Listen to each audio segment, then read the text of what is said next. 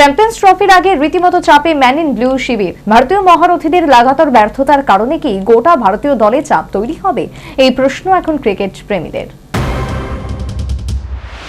ঘোষিত হয়ে গেছে চ্যাম্পিয়ন্স ট্রফির ক্রীড়া সূচি।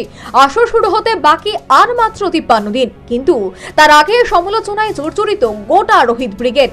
নতুন বছরের আগে বক্সিং ডে টেস্টের দ্বিতীয় দিনে গোটা দলের পারফরমেন্সে আবারও চাপ তৈরি করলো ভারতীয় দলের অভ্যন্তরে।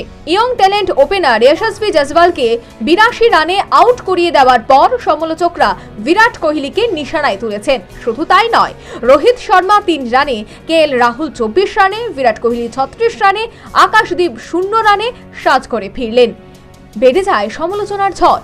159 রানে পতন ঘটে 5টি উইকেটের। তবে দ্বিতীয় দিনের শেষে ভারতের সংগ্রহ 164 রান 5 উইকেট হারিয়ে। এদিকে অস্ট্রেলিয়ার প্রথম ইনিংসে 474 রান থেকে এখনো 310 রান পিছিয়ে ভারতীয় দল।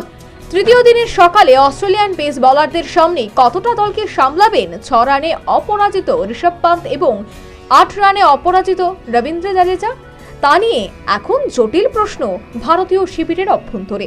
কেন বারবার ব্যর্থ হচ্ছেন ভারতীয় ব্যাটসম্যানরা চ্যাম্পিয়ন্স ট্রফির আগে?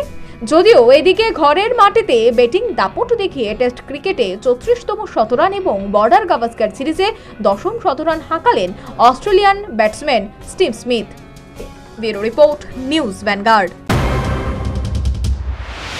শিজা ইনস্টিটিউট অফ কিডনি সায়েন্সেস কিডনির জটিল রোগের চিকিৎসার জন্য এক উৎকৃষ্ট প্রতিষ্ঠান, যেখানে উত্তর পূর্ব ভারতের প্রথম এবিও অসামঞ্জস্য কিডনি প্রতিস্থাপন এবং মৃত ব্যক্তির কিডনি প্রতিস্থাপন করা হয়। এখানে 115টিরও বেশি কিডনি প্রতিস্থাপন এবং উত্তর পূর্ব ভারতের সবচেয়ে বেশি হিমোডায়ালিসিস করা হয়েছে এবং এই সংখ্যা দিন দিন বাড়ছে। Shija institute of kidney sciences Tripura সরকার সহ অরুণাচল প্রদেশ, মেঘালয়, মিজোরাম, মণিপুর এবং নাগাল্যান্ড সরকার দ্বারা স্বীকৃতি প্রাপ্ত।